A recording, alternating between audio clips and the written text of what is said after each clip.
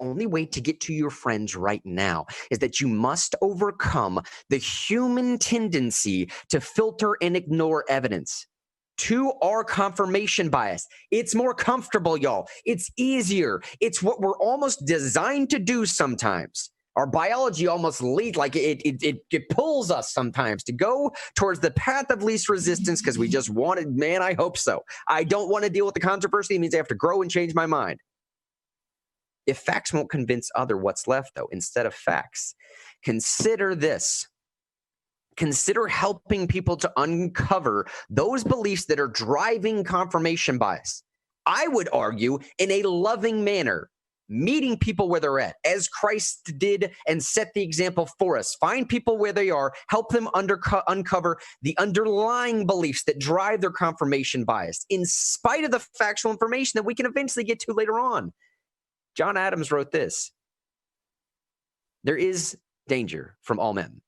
The only maxim of a free government ought to be to trust no man living with power to endanger the public liberty. Stop putting y'all's faith in these public institutions, man. Stop putting y'all's faith in these public leaders. I guarantee you, they will fail you. As much as you have failed yourself and you have failed your loved ones, bro. And I'm telling you, okay, Sean and I did this Bible study yesterday. Sean brought it to my attention, man. Major shout out to him right now because this fits perfectly. We have this conception, rather a misconception, about what sin actually means and how we fail some individuals.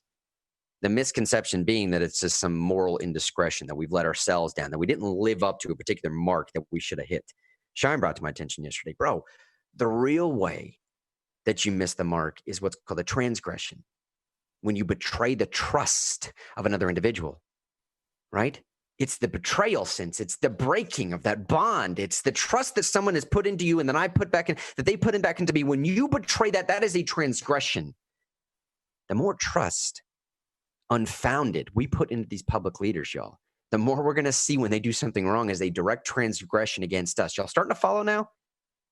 And when we see our public representatives transgress against us, dude, I cannot tell you what that does to the human psyche. We start turning on each other because we feel like we've been personally betrayed. And then every single conversation we have becomes yet another straw on the camel's back, and we're just waiting for the one that finally breaks it. And then we want revenge. Then we want retribution. Then we don't seek for actual justice. Then we don't seek for what's right. Then we seek just to get even. Then we seek to feel better, and we fuel that fire, and we continually build that beast. That drives that cycle of revenge. It drives that cycle of retribution. It is not justice. It is not right. Madison actually wrote in the Federalist Papers, man, like even our own Constitution will not save us from some of this stuff, dude. This stuff is born into us. He said a mere demarcation on a parchment of constitutional limits of the several departments is not a sufficient guard against those encroachments which lead to a tyrannical concentration of all the powers of government in the same hands. So I'd leave you with this, man. With a simple substitution, we expose a core belief shared by many Americans. They believe that centralizing decision-making is effective in unknown, complex situations. If you don't follow what I'm saying, Hayek was famous for saying that. He made a famous observation. His observation was this: during to the naive mind that conceives of order only as the product of deliberate arrangement, it may seem absurd that in complex conditions, order and adaptation to the unknown can be achieved more effectively by decentralizing decisions.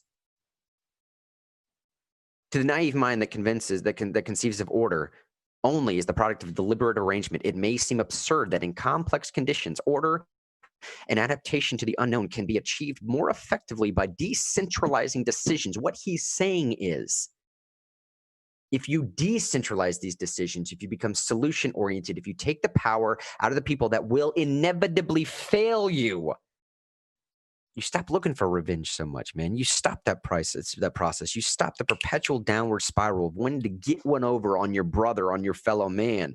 And with that simple substitution, we expose a core belief shared by many Americans.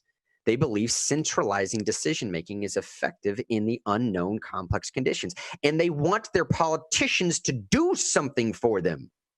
Tucker Carlson just last night, man, had this massive piece. He went on for 22 solid minutes about how Trump's going to lose the reelection because he was elected to do something for his people, and he's just not doing anything right now. In a very surface level, I think Tucker's probably correct, i.e. the syllogism goes, Trump was elected to do something. He's not doing anything, therefore equals he's not going to be reelected. Okay. Why don't you just scratch that entire equation and stop thinking of it in the traditional sense, man? Stop putting your faith in these folks. Those who have entered such a space don't need more facts. This is what I'm getting back to again, why people don't listen to facts anymore. This is the space we're in right now. The perpetual trade-off space, the revenge-seeking, retribution-seeking space, because we don't recognize that we're being transgressed against the ones that we're putting so much power into. This is where we are, and this is one of the reasons why we don't recognize facts anymore, because those underlying belief systems drive so hard. It's knitted into our DNA almost at this point, right? It's not just that we're compelled to believe it. We cannot disbelieve. And those that have entered into such a space, they don't need more facts at this point. I know that's terrible to say because I'm kind of anti-Ben Shapiro at this point. Facts don't care about your feelings. Ben, that's true. They don't. Doesn't mean you're going to win the argument, does it, buddy? These people don't need more facts. When people have really strong feelings about something, they don't care about your facts either. Exactly, man. These people don't need more facts. They're probably exhausted processing the ethereal, self-proclaimed truths of politicians and experts. Before introducing more facts, I would say engage a friend in conversation to uncover the point to the eternal truth of liberty. That would be my advice for right now. As much as you can, man. And I say this all right now, dude, to end the show with you. And I've been rambling a little bit, so maybe we'll go a little bit long because this last part I really want to get out this morning. The Solzhenitsyn prophecy. The Solzhenitsyn prophecy. I'll do this as quickly as I can. This is how we'll start. Such a decline in courage is particularly noticeable among the ruling groups and the intellectual elite, causing an impression of loss of courage by the entire society. Solzhenitsyn was a guy that was invited in June 8th, 1978 to Harvard graduating class. He was speaking at the commencement address. And the guy didn't speak English. He wasn't an American. His address was actually given in his native tongue of Russian, and he had to have an English translator there. This is in 78, by the way. Apparently it was not well received, like at all. It was not well received. But this guy Solzhenitsyn, he was a brilliant novelist. He spent several years as a political prisoner in the Gulag in Soviet Union. He was a strong Orthodox Christian as well, and a fierce critic of atheist communism and Soviet tyranny. Now, his writings exposed the corruption, cruelty, and injustice of the communist regime that had come to power in Russia in the Bolshevik Revolution in 1917 and would remain in power until 1989. Again, keep in mind real quick, he says the main problem we have today is a lack of courage to say the things that need to be said. In 1978, the Cold War was raging. The U.S. was still reeling from humiliation in the disastrous war in Vietnam. Anti-Americanism was flourishing both abroad and at home. 1978, anti-Americanism was flourishing both abroad and at home. Sounds a little bit familiar, yeah? Many Americans, particularly young Americans, had lost faith in their country, its institutions, and its principles, its cultures, its traditions, its way of life. Some proposed communism as a superior system. Many suggested what had come to be known as a moral equivalency between American democracy and Soviet communism. Many in 1978 has suggested a moral equivalency between American democracy and Soviet communism. By 1978, to suggest such equivalency had become a mark of sophistication, something to distinguish one from the allegedly backward Hicks and Rubes who believe that the superiority of America to the Soviet system. Dude, that is just like, have we changed since 78? I'm starting to wonder seriously, man, if stuff is if we don't even really have a political spectrum, we just have a big old circle that people eventually just fall back on top of, man. You just like, you take the far right and you take the far left and you just overlap them on top of each other. They kind of look pretty similar to each other sometimes. And I'm starting to wonder, man, if we really do have a linear structure even at the time.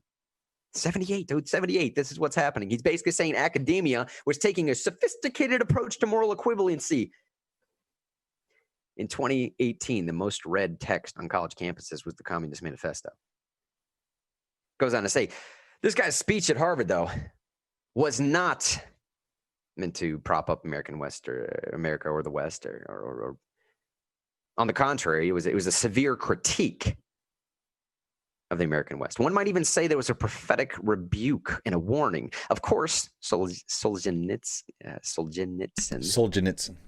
Solzhenitsyn did not argue for the moral equivalency, much less the superiority of the Soviet system. He hated communism in all its dimensions, and he loathed the gangsters who ruled the Soviet empire.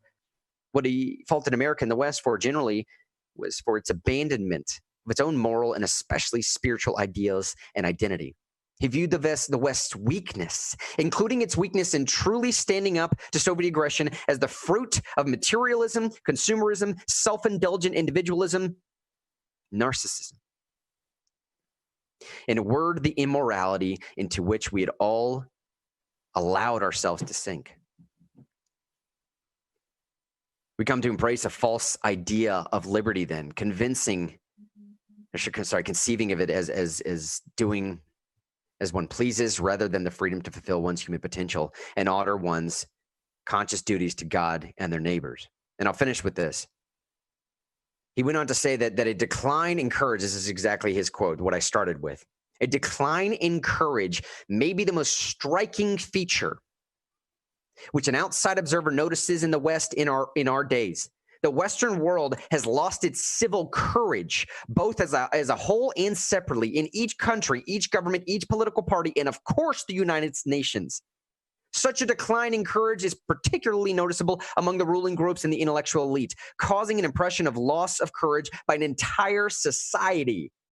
Of course, there are many courageous individuals, but they have no determining influence on public life. So I submit to you today, he said, that despite the American victory in the Cold War and the collapse and disappearance of the Soviet Union, nothing has changed that would diminish the force of relevance of this guy's words. The virtue we lack, and it is an indispensable virtue, of courage.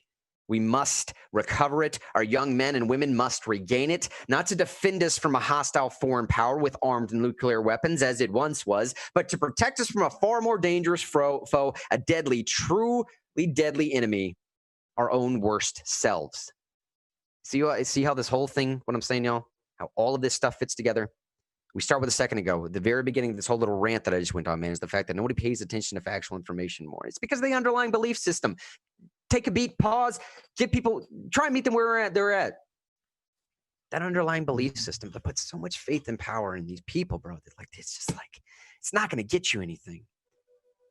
And as these people that we put up there, that we trust them, that we want to trust them, as they do something wrong, as we are inevitably bound to do so because humans are fallible, they transgress against us. And as we feel betrayed, we want that revenge. We want that retribution. And then we end up turning on each other. And how easy it is to manipulate that situation, bro. And then it's the very end of what just happened here. A warning from a guy that just fled Soviet Russia. Dude, please don't. Please don't. It's not. We're not defending ourselves from a hostile foreign power right now. Not in 2020. We're trying to protect ourselves from a truly deadly enemy, our own worst selves. A populace of 330 plus million individuals that is seeking only retribution and nothing else. And I would just caution your warning right now, man. Like, don't do that to yourselves. Don't do that to your friends and family.